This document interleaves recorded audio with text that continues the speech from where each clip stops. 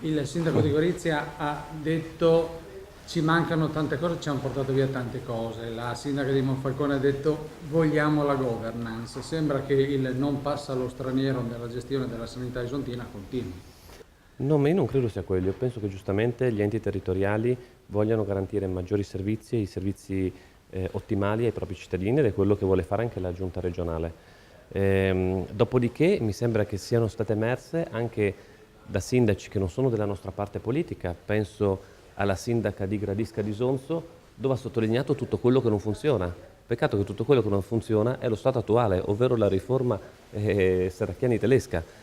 Quindi se perfino i sindaci di sinistra sottolineano il fallimento di questa riforma, dove dicono che il territorio non funziona, dove non ci sono risposte adeguate ai cittadini, è ovvio che è necessario cambiare. L'ultima cosa che vorrebbe fare una giunta regionale era toccare in materia sanitaria, che è estremamente delicato.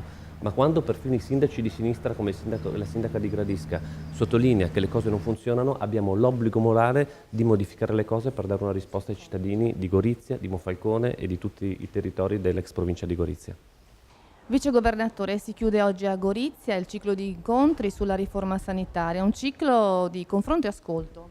Sì, anche questa sera è stata una serata partecipata, molti amministratori locali, moltissimi operatori della salute, molti medici. Abbiamo raccolto delle cose interessanti e mi sembra che il dato positivo è che c'è molta voglia di partecipare e quindi mi pare che abbiamo colto nel segno nel fare questi incontri nelle 4 città capoluogo. E adesso chiudendosi questa giornata, è chiaro che adesso dovremo affrontare gli ultimi passaggi e poi arrivare alla scelta.